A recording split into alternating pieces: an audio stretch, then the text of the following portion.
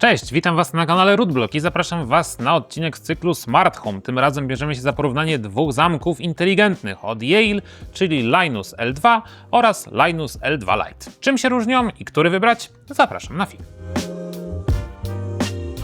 Wiele osób zastanawia się, który zamek smart wybrać. Robiliśmy już filmy o każdym z tych zamków, natomiast teraz porównamy sobie szybko różnice. Zacznę od Linusa L2, czyli takiego pełnoprawnego smart zamka. Przede wszystkim jego przewaga, że to jest zamek all-in-one, czyli kupujecie to urządzenie i tyle, nic więcej nie potrzebujecie. Mamy tutaj wbudowane Wi-Fi, mamy tutaj pełną zgodność z wszystkimi akcesoriami Yale, no i oczywiście ze wszystkimi systemami smart. Więc możecie bez problemu wpiąć go do HomeKita, możecie wpiąć go do Google Home'a, do Alexy lub po prostu korzystać z wbudowanej apki. Wygoda przy użytkowaniu tego zamka w stosunku nawet do Linusa L1 jest taka, że pracuje on znacznie ciszej, szybciej, sprawniej, no i jest troszeczkę mniejszy. Natomiast jak na smart zamek, no jak widzicie, jest dosyć duży, no i rzuca się trochę w oczy. Kolejną przewagą Linusa L2 jest to, że pracuje na akumulator. Czyli macie tutaj taką baterię, gdzie aplikacja informuje Was przez powiadomienie, że trzeba ją naładować. Wbudowany port USB-C, chwilę ładowania i zamek pracuje przez kilka dobrych miesięcy na jednym ładowaniu. Natomiast w Linusie L2 Lite macie zwykłe baterie, które niestety trzeba wymieniać. Jeśli chodzi o zgodność systemu, w obu przypadkach te zamki są zgodne z większością wkładek dostępnych na naszym rynku. Oczywiście na stronie Yale macie taki interaktywny formularz, gdzie wypełniacie wszystko i sprawdzacie kompatybilność swoich drzwi. My nigdy nie mieliśmy problemu, a montowaliśmy te zamki już na różnych wkładkach w różnych miejscach. Linus L2 ma jeszcze jedną funkcję, której nie ma L2 Lite, czyli DoorSense. DoorSense monitoruje otwarcie lub zamknięcie skrzydła drzwi, czyli nie mówimy tutaj o zamku, a o fizycznym otwarciu drzwi. Dzięki tej funkcji jesteście w stanie monitorować, czy wasze drzwi zostały domknięte, a nie tylko posiadać status, w jakiej pozycji jest zamek. Natomiast jakie cechy ma Linus L2 Lite i dla kogo ten zamek będzie dobry? Przede wszystkim dla osób, które chcą czegoś dyskretniejszego, bo jednak tutaj ten cylinder nakładany na wkładkę jest zdecydowanie bardziej estetyczny, mniej rzuca się w oczy, no i dodatkowo zachowuje się dokładnie tak samo jak każdy inny smart zamek.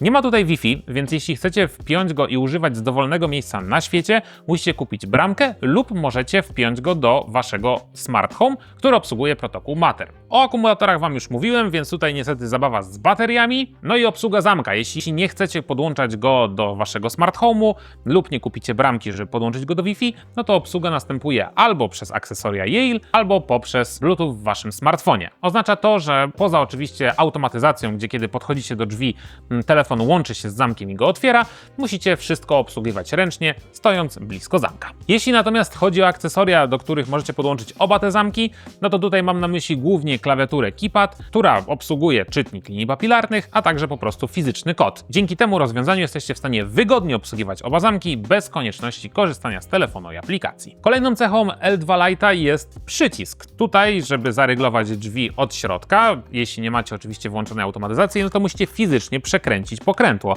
Natomiast tutaj wystarczy to kliknąć. W momencie, kiedy dłużej przytrzymacie ten przycisk, jest coś takiego jak automatyczne zamknięcie drzwi. Czyli w momencie, kiedy wychodzicie z domu, naciskacie dłużej przycisk, zamykacie drzwi, no i po chwili zamek się rygluje, a wasz dom jest zabezpieczony. No i na końcu jeszcze różnica w cenie.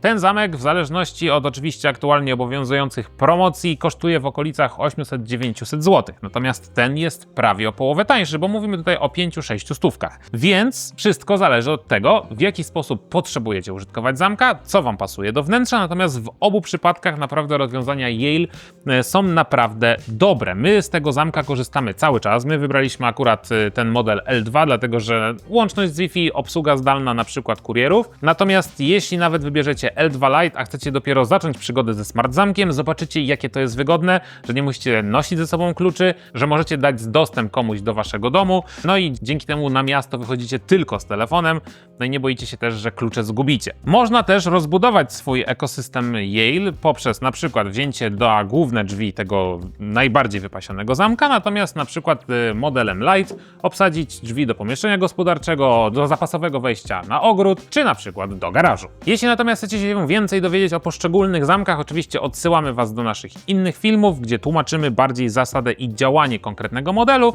a tutaj chodziło tylko, żeby porównać je i żebyście zobaczyli na żywo różnice. No i oczywiście, jeśli macie dodatkowe jakieś pytania, to sekcja pod filmem jest dla Was, a my widzimy się już niedługo w kolejnych materiałach na kanale Rootblock. Czołem!